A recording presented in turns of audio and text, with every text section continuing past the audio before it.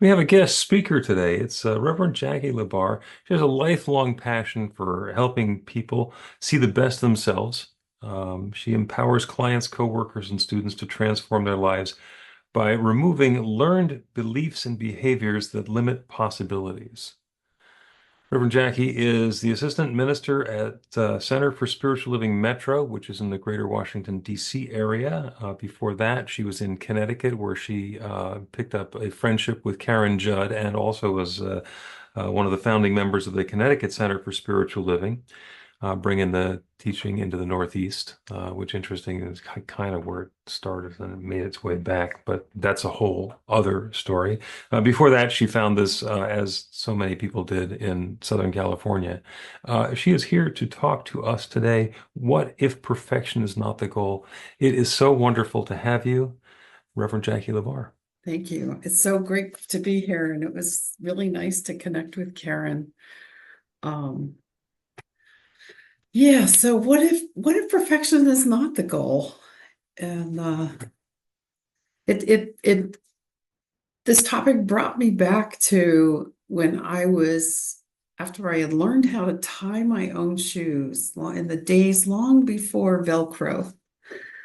Um, I would lace up my shoes and then I would pull the extra up. And if they were not exactly the same, I would start all over again. I'd tear them out. And sometimes it would just stop me from being able to do anything, go out and play with my friends or make me, have my parents on my back to get ready for school. But those shoelaces had to be the same length.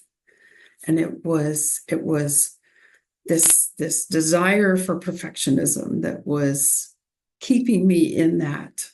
And at some point I learned it was much more important to go out and do whatever activity I was going to do, play with my friends, go play whatever sport was in the season that year or that part of the time of the year.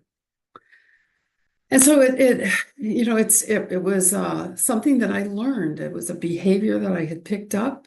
I'm not sure where it came from, other than I wanted to please everybody and myself. And it was interesting when I was getting ready to come up here. I was having dinner with one of my son that also lives in the DC area, and he was asking me about the what I was going to be doing while I'm in Georgia. And I said, well, I'm going to be talking, and I told him my topic. What if perfectionism is not the goal? And he said, Mom, that reminds me of something that Vince Lombardi said at one time. And there's actually two quotes that he has that I have found when I went to go look it up to get the exact words. And the first one is about the perfection is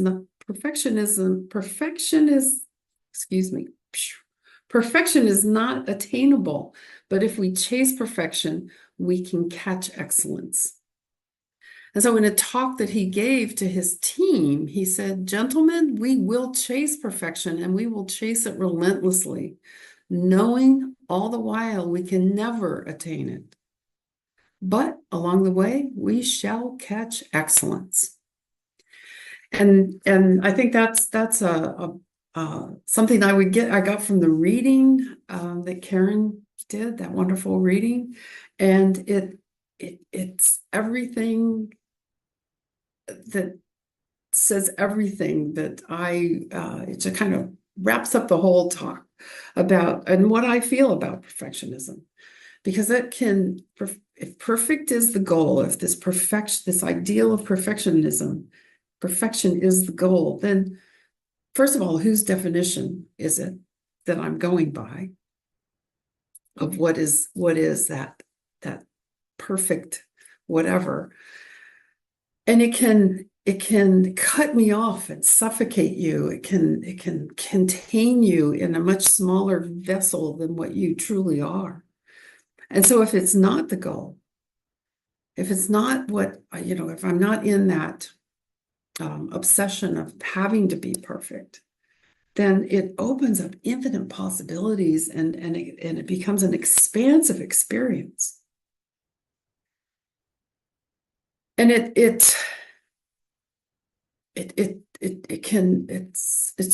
can be very debilitating if we get trapped in that that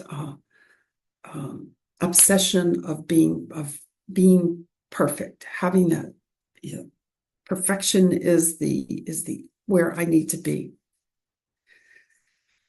I have a 9-year-old granddaughter who is very interested in, well, she's 10 now. She just turned 10. She is very interested in music. She loves music. And so now that was in 4th grade, she was able to start taking music instruments at school. And in the past school year, she went through 4 different instruments because she expected when she picked up a violin with like maybe 1 or 2 lessons that she should be playing like, you know, a virtuoso. And so then she moved on to I think then moved to the saxophone, and she expected to play, you know, like I'm trying to remember the gentleman's name, you know, a great saxophonist. And then she went to the oboe, I think it was. And then finally she's on the trumpet. And at least by the time now that she's on the trumpet, she recognizes it's going to take at least, you know, till next year before she can play perfectly. And so actually we had a wonderful talk when I was there in June about how she needed, when she was able to let go of being perfect, she actually played a lot better because she would learn from her mistakes and she would correct the positions, you know, and how her lips were. And that's the whole key. That's what some of what Karen was reading to us about. When we can enjoy the journey, when we let go of, you know, I need to play like Herb Alpert or Louis Armstrong when I first pick up this trumpet. And it's a whole shift in our perspective of life, because perfectionism thrives and it lives and it wants to keep us in a sense of duality, because it's either perfect or it's not perfect. And we can create in our learned behaviors, we can create this definite distinction between perfect and imperfect. And so one of the articles that I found on this brought me back to a concept called wabi-sabi. And it's actually a philosophy of life. It's a philosophy of life in that it says that the rules of nature are always changing and that we are never going to be complete. It's always changing. And one of the practices that we often hear about here in New Thought is the broken teacup. And that rather than throw the teacup away in this philosophy of wabi-sabi, it's repair it, but repair it with gold or silver.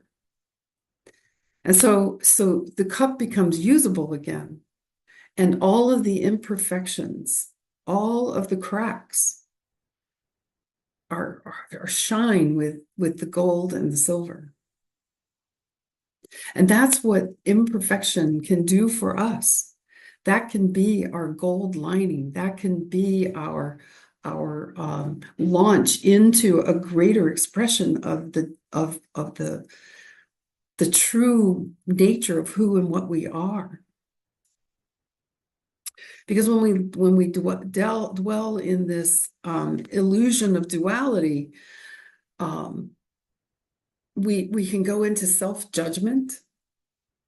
It can create this feeling of fear of I'm not good enough. There was my own experience with it. I'll kind of tell a tale on myself here. Is there was a point in time when, because of a situation that was going on in my granddaughter's life, this oldest granddaughter, I could no longer do practical prayer. I could no longer do affirmative prayer for her. And when I worked with a prayer partner and found worked with a much more experienced minister than myself, what I found was I was stuck in being perfect. I wanted to say the perfect prayer. I wanted her life to be perfect. I was fearful that if I said it wrong, that things could get worse for her. And so for about 4 weeks, I could not do prayer. It was knowing the power of it, it was a very dark couple of weeks in my life, because if I couldn't do it for her, how could I do it for myself? How could I do it for anybody else? And it wasn't until I let go of that fear that I'm going to do it wrong and that somehow I'm not good enough to do that kind of a prayer, which I had been doing that kind of prayer for myself and for others. There had been many demonstrations of it working, as Reverend Trish Hall, who's my senior minister, will say, TSRW, this stuff really works.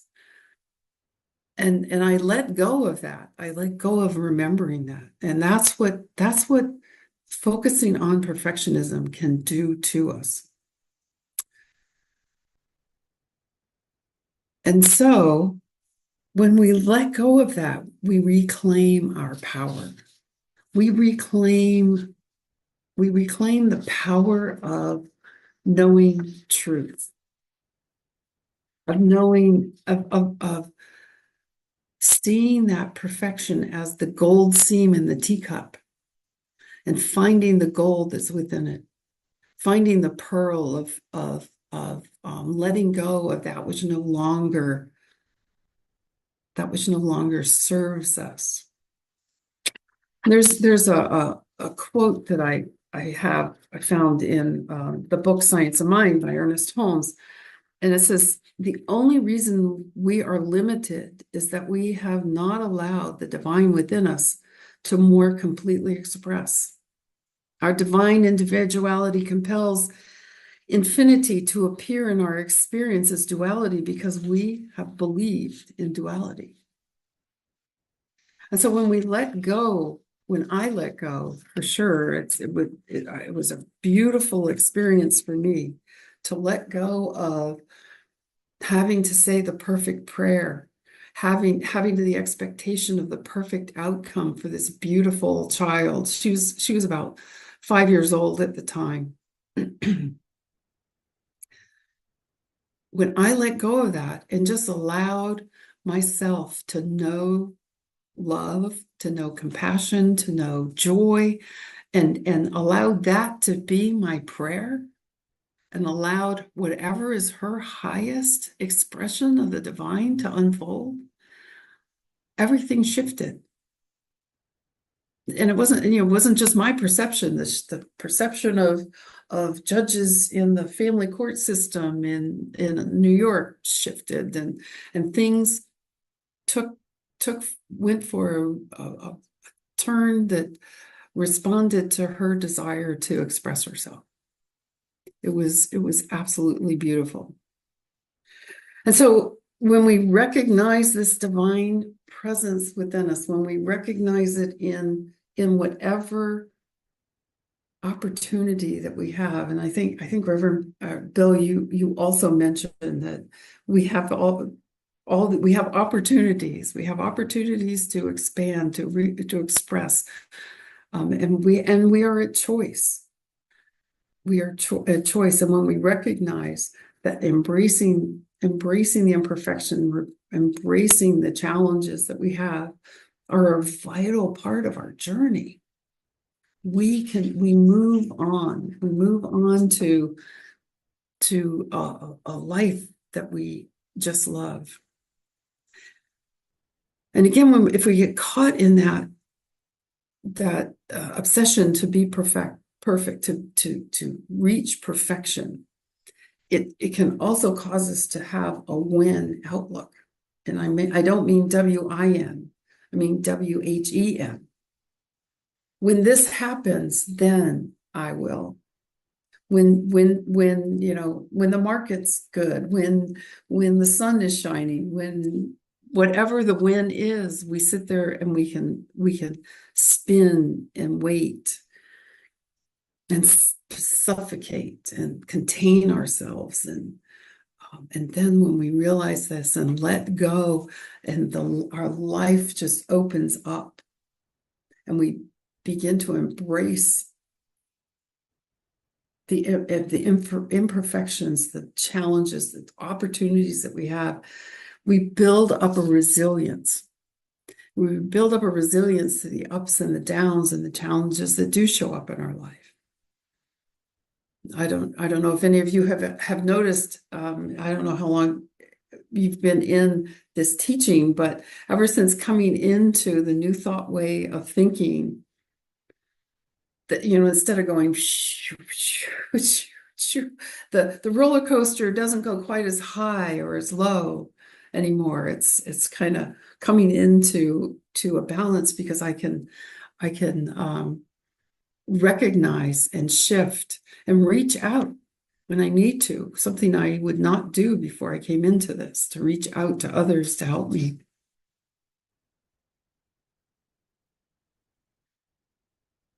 And so it is our resilience that allows us to bounce back, to reach out, to do practical prayer for ourselves, to honor and at some point in our lives, even be thankful and grateful for that which has happened to us, that which is happening to us.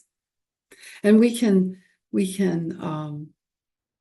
again, we're a choice, and we can choose to look at it through the eyes of oneness and wholeness. There's a story that one of my mentors told me about a little girl that he knew, that their family liked to do jigsaw puzzles. And while they were working on the jigsaw puzzles, if she saw like the cutout of it looked scary to her, or it was a color that she didn't like, she would take that piece and go hide it. And so the family gets this 1,000-piece puzzle finally together, and these little pieces are missing all over the place. And they're like, "What, do we get a defective puzzle?" And then she admitted that she hid them. And when she came back and put all of what she thought were ugly and terrible and didn't want, she wanted to hide them, and they put those pieces in, they had this beautiful picture. And so that's a lesson for all of us, that wholeness and oneness includes everything. There's nothing outside of it. And I like to, the way I think of us humans is that we are spiritual beings, and we're always having a spiritual experience, and we are in human form having that experience. And so I can make the choice of how do I want to experience that? And the more I delve into that which prevents me from living the life that brings me joy,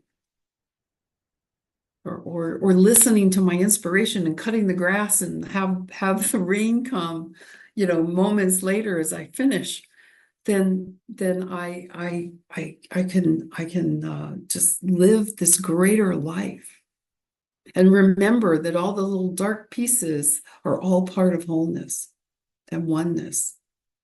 And when I put that lens on, when I put my oneness lenses on, my eyes and my ears and my voice, then I see the beauty, I see the potential, I see this I see the sun when it's stormy outside. I know the sun is there. And I become that sunbeam that's never disconnected. It's never disconnected from the sun. And so I invite you for a moment just to think about a time in your life when wanting perfection in your life might have contained you, or stopped you from doing something, or led you down a different path, being in that, well, if I'll do it when. And think about, what changes did it make? were you able to see that? Did you come over the fear or the doubt or whatever it may be that was stopping you from moving forward, from sitting there and paying attention to your shoelaces not being in the same length, or going out and playing with your friends? And think about, bring that in so that you can bring in what could I have, if you took a different path, what could I have done differently? If you stayed on that same path and you overcame what was containing you, how did I make that? What was it that helped me to do that? And so when I embrace this and move on and imagine this life of cultivating a sense of compassion and authenticity, then I give myself permission. I give myself self-compassion and self-love and self-worth, and that ripples out to everyone with whom I have interaction and beyond. And I become that center of love that just goes out into the world and shifts the whole collective consciousness. And I become that power of love. And it's this journey of self-discovery and self-love and embrace, and that not only when I do it do I send that out. What it does is it gives other people permission to do the same thing. And so I invite you to step boldly into the beauty of imperfection, the gold, the silver that's there, and embrace all the incredible possibilities that lie within that. And become that teacup that has the gold everywhere, in every crack, and every place that is not the original, bringing those pieces back together. And in my way past life, I was an engineer, and what I learned was I was a materials engineer, and I learned that frequently the bond that you put something back together with is stronger than the bond that was there before. And so I invite you to that, and I will leave you with a quote from a piece of Brene Brown's Gifts of Imperfection, where she says that what I have found, people who live wholeheartedly do indeed dig, D-I-G, deep. They do it in a different way. When they're exhausted and overwhelmed, they get deliberate in their thoughts and behaviors through prayer, meditation, or simply setting their intentions. Inspired to make new and different choices, and going, they take action. Deliberate, inspired, and going. So I invite you to dig deep, and fill all those spaces with the gold that's there for you to have. Thank you for inviting me to come and speak. I am so grateful, and I love each and every one of you. Namaste.